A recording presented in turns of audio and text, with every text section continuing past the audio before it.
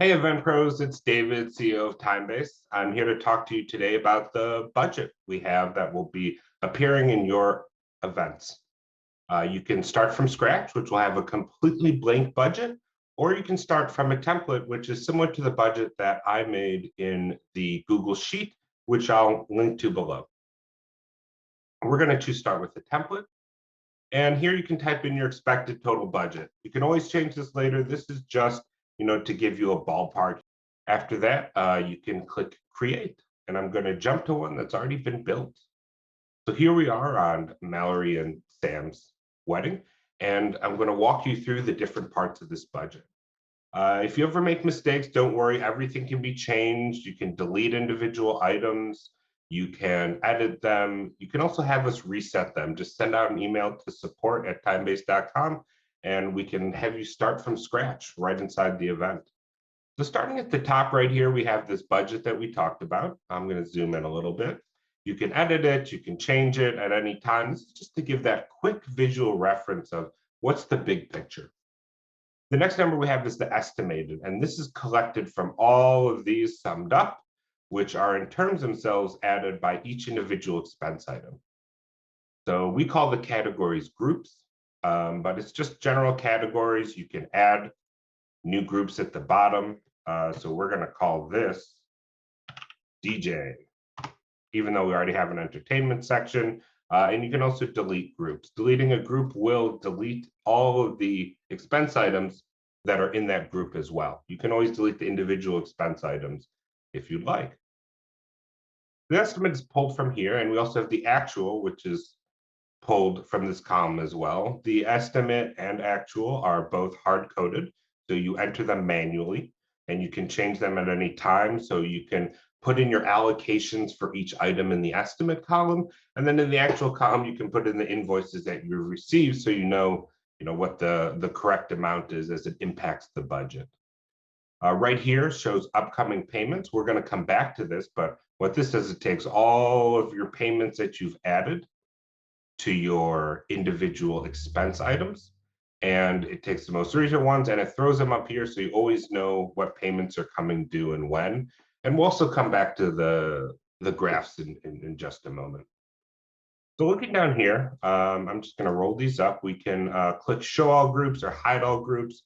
These are all the big groups. If you click show all groups, it'll expand into each item individually. Again, if you're not using something that comes with the template, you can just hit delete and it won't be there anymore. You can also add items directly into groups really quickly right here. So we have venue, and we're going to just type in extra venue fee. And let's say we think that fee is going to be an extra $500, hit enter. And now we have another item here.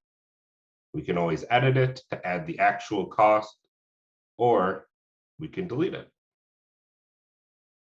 So within each group, you have these individual expense items. So for the venue here, I'm just going to collapse this and open just venue. We have the site fee for the reception, the site fee for the ceremony, and each one of these items has areas where you can put payment information. You can add new payment information right below. You have the amount, what it's for the deposit, the due date, and the paid date.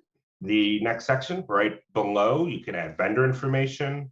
Again, all of these vendors are from your existing vendor book. So you can search through them. You can add new ones if you like. You can add any notes you would like here as well. And you can choose payment type. Choosing none will reset the field, but you can choose cash, check, credit card, Venmo, etc. You always have the notes down here to add in more information, and also a note section here for payments if you want to type something in.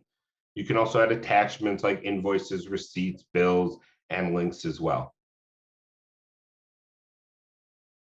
So we are going to close this up, and we're going to go up and take a look at the graphs.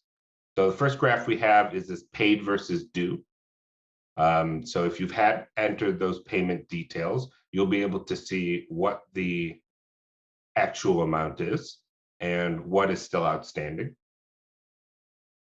For each group, estimated versus actual shows you the variance between, hey, this is what we allocated for these costs for these items, and here's how much it actually costs. So if you need to take a few $100s from here or there and move them, this is a really quick, easy way to see where you may be spending more or less money for all your items. This just gives you that percentage of spend based on the total. So you add up all your estimate items, you get to, okay, 20% for venue, for all the venue items. Again, this is including rentals, that's why that's 20%. Great, that's exactly where we want to be. You know, catering and beverage, 18%. Hey, maybe that's a little high. And then we can look at the actual and say, oh, we're actually spending almost 23%, 22% on the venue. Okay, here maybe there are some areas that we can make some changes to have this budget work a bit. You can always view these in full screen, gives you a little bit more info in that. And that's our budget. We're always making changes to it, adding new items, cleaning some things up. If you ever have any questions or comments about it, you want us to do some things to build a budget for you, always feel free to reach out. You can reach us out through the support page. We have live chat, also David at ThymeBase.com or support at ThymeBase.com. Have a good one.